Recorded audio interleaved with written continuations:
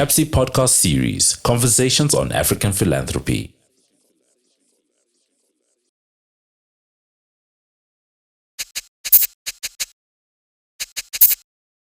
Welcome to yet another conversation on African philanthropy with me, Beginkos Moyo, the Director of the Center on African Philanthropy and Social Investment. Today we are joined by Dikeledi Seleka, a motivational speaker, a facilitator, an entrepreneur, and a friend of CAPSI. I think over the last 2 or so years, we've really gone to know you a lot, but also follow you in terms of the work that you do. So welcome to the episode. Thank you so much, Prof. Thank you. And I really wanted to have this conversation because I've been watching the kind of work that you do from a distance. I really don't have like the intimate knowledge about what you do, but we have invited you to several of our events.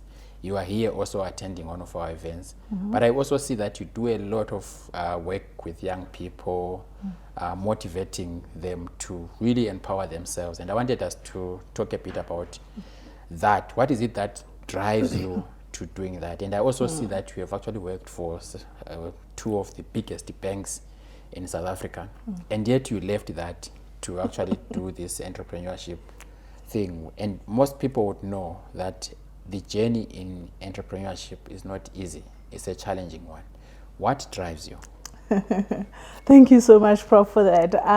Crazy, hey, that I will leave security job and jump into entrepreneurship.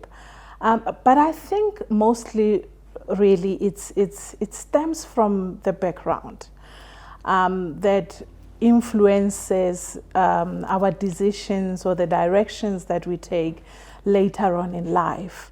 That one then retracts and say, but hang on, what am I doing about this? So for me, most of my decisions, especially as you had mentioned, that I work with young people, and that would be now in my nonprofit organization space. It was really as a result of me asking the question that, what role do I play in the society? Realizing that in everything, in as much as there are challenges, if you're looking for solutions, everyone has a part to play. And I've always maintained that if you are to leave everything to the politicians or academics alone, we're really not going to get anywhere. Yeah. So it's for everyone and every citizen to identify their own role. That was how I identified my own role within that space, and focusing a lot in rural communities, because I'm a village girl, born and bred in a village called Ramokokastad in the Northwest Province. So that was what led about that. And being in that space led me to finding CAPSI, whom really, honestly, today I consider myself family.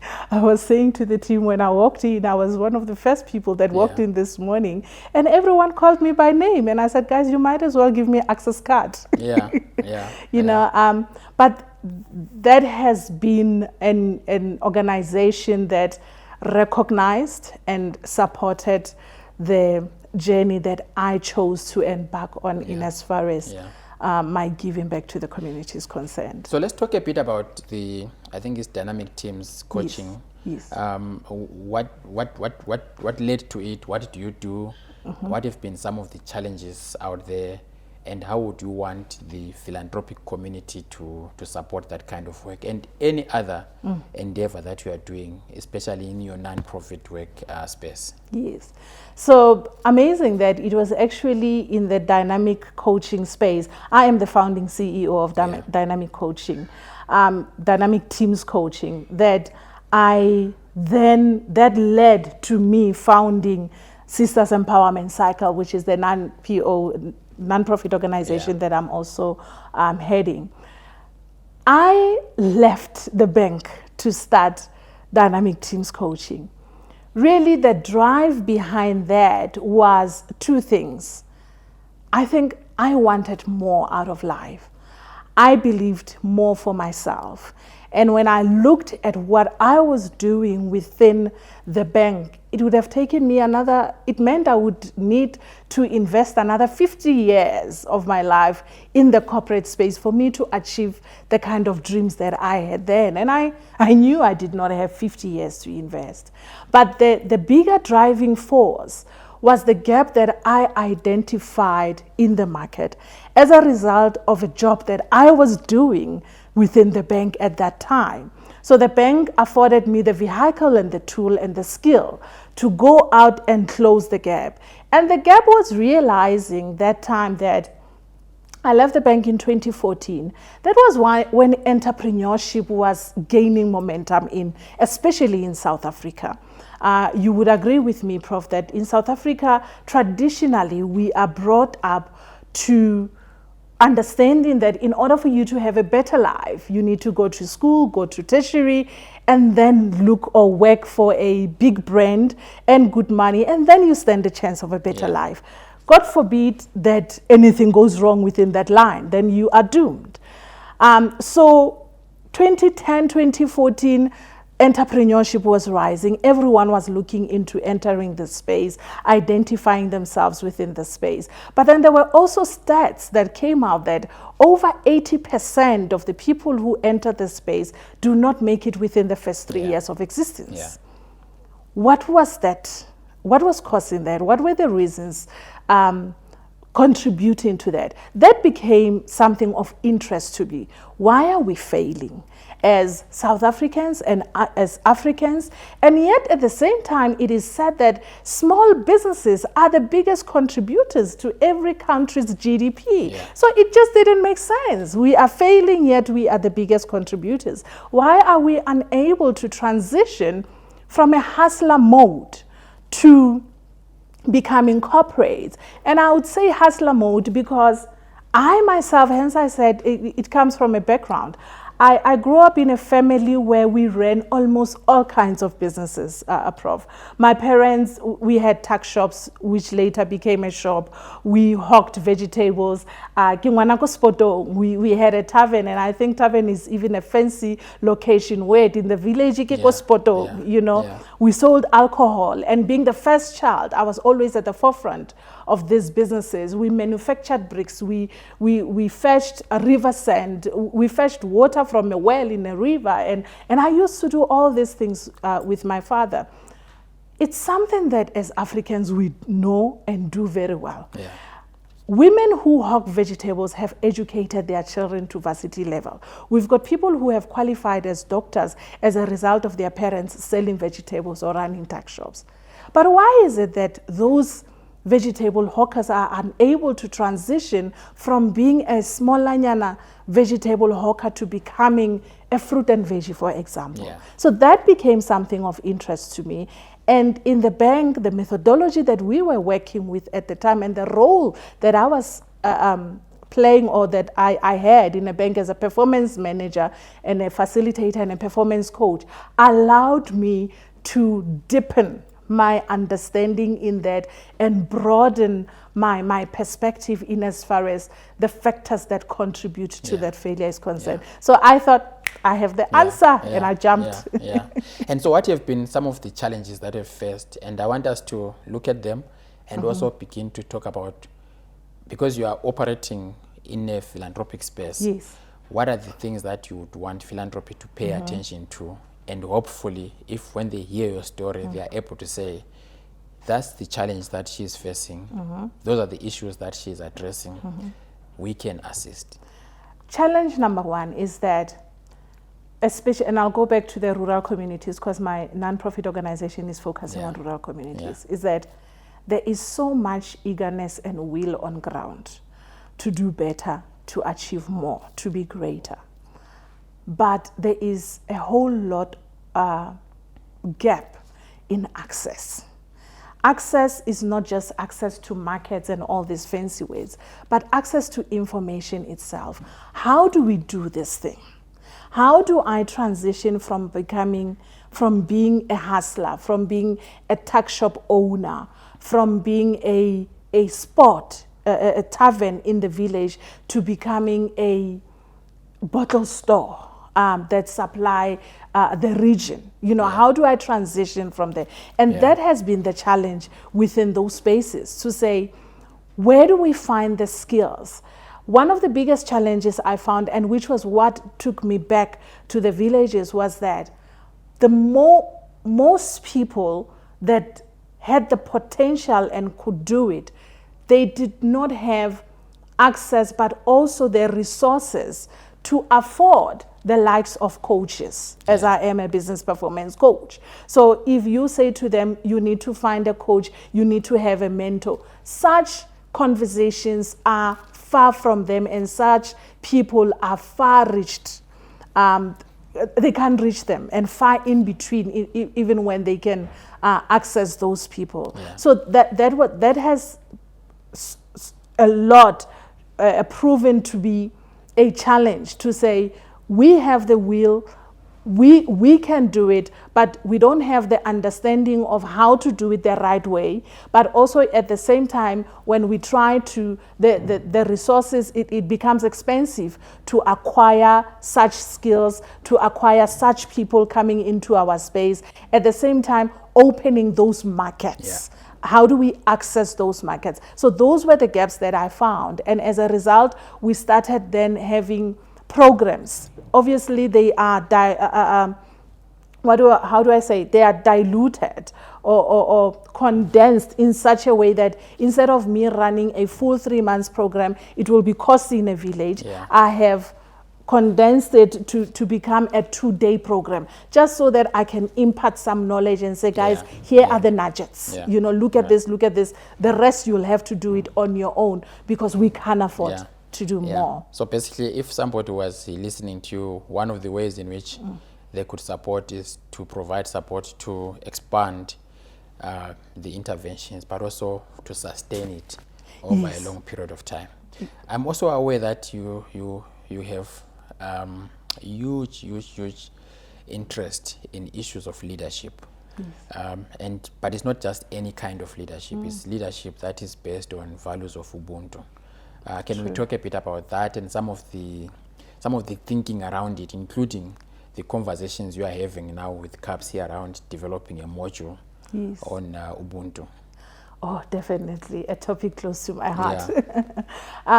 And I think it links in even to what we are doing here today, the conversations that we are holding here today, that at the heart of it all, everything that we do is realizing how interdependent and how interlinked we are as human beings to one another, but also as person to corporates or to industries that are operating within our spaces. So how do we make sure that in everything that we do, we benefit the more of us than just focusing on one person? And I thought that a way to answer to this was to look at leadership itself. And why I focused on leadership really, Prof. Becky, was looking at the conversations around Africa and the leadership perspective when you think of Africa. Today, everywhere you go, when you think of leadership in Africa, we use words such as inactive leadership. We have poor leadership in Africa. I mean, just now in the conference, someone mentioned, I think it was Prof. Sipho mentioned, that the problem in Africa is not that Africa does not have the resources, but the problem in Africa is lack of leadership in Africa. To say, so how do we then, as Africans ourselves, aligning to the AU Agenda 2063, come up with solutions to answer to our own challenges in Africa?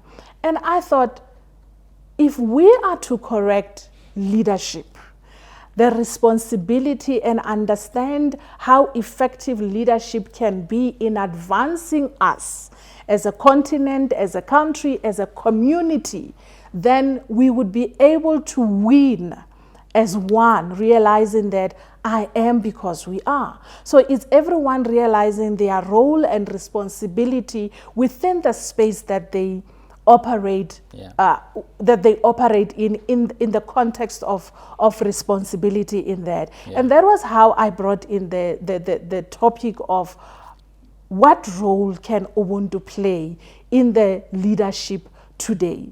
And why I chose Ubuntu was that there is science behind Ubuntu, but also at the same time, I wanted to bring forth the knowledge, or to the corridors of knowledge, the African discipline or the African culture discipline into those corridors, to say that as Africans, our culture should not be limited to just food or clothes or language. But there is a principle behind this culture. There is a principle of values, of respect, of solidarity that governs this culture. If you are to look at those principles, you will be forced to act differently, because you will realize that in whatever decision I take today as a leader, I will not only be impacting on the team that I am leading in an organization, but it also impacts on my children down the line. It impacts on the community. It also impacts on the nation that I am operating within. So no one operates in vacuum. And that was how I then brought in the African context into it and say, let us own our culture by celebrating it, but taking it out there, but by also teaching it and say, this is what it means. And if we were to do things according or in the spectrum of this philosophy, we would achieve or arrive at a point where we are courageous in our actions. We are brave in taking those decisions, but also at the same time generational in our approach. We don't just think of today, we don't just think of here and now, but we think of how my decisions today will affect the country tomorrow. And so what will be the audience for the module, so that at least the listeners and viewers get a sense on, I mean, also we should have said that the philosophy of Ubuntu for international audience is it means basically you are because I am, or I am because you are. Our lives are interdependent in a way. And so what would be the key audience from your perspective, because you've been really at the heart of thinking about this issue and how it would affect different sectors of our society? Yes. And with that, I came to a conclusion that we have a saying in my language that lorelu ojwa le salimetsi la omelela la robega. And literally what that means is that in order to build a clay pot, you need to use clay while it's still wet. I'm paraphrasing here in English. But you can't use it when it's hard, because then it will break. So you can't mold it into anything. Why I'm saying that is that our focus and the audience we are targeting is emerging leaders. Is people who are interested into becoming leaders tomorrow. Is people who are currently in those roles as either supervisors, team leaders, or even managers that are looking to go higher or advance in their leadership levels, to say, let us inculcate this way of thinking from the bottom up, so that we are able to influence tomorrow and be able to see the kind of leadership that we would all be proud of when we look back in Africa and say, Africa is doing the right thing. Sometimes they say you can't teach an old dog new tricks. So I'm not looking at executives. However, it will be important for executives to understand this concept so that they are able to send their junior management or those aspiring to be leaders. I am also inviting entrepreneurs to say, when you enter this space of entrepreneurship, or even playing in the space of entrepreneurship already, come and be a part of this lesson. Why? Because it will also inform in how you build relationships. Based on the principles or philosophy of Ubuntu, which teaches you approach, which teaches you values. Because Prof. Becky, I always say that we can't talk of corruption and only look at a state government and isolate private businesses, corporate, or even entrepreneurs. Because we are, in a way, to some extent, the enablers, enabling and abating. Because we are the ones who go and say, give me a contract. And we are the ones who are doing the brown envelope behind closed doors.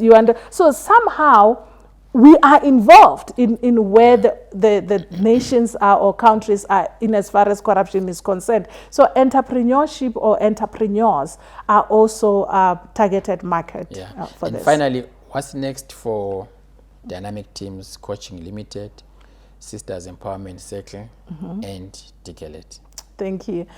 Sisters Empowerment Circle, what's next is that we are currently looking for a partner to outroll our program, which we call Lueto Moho project. And Lueto Moho really means journey with us.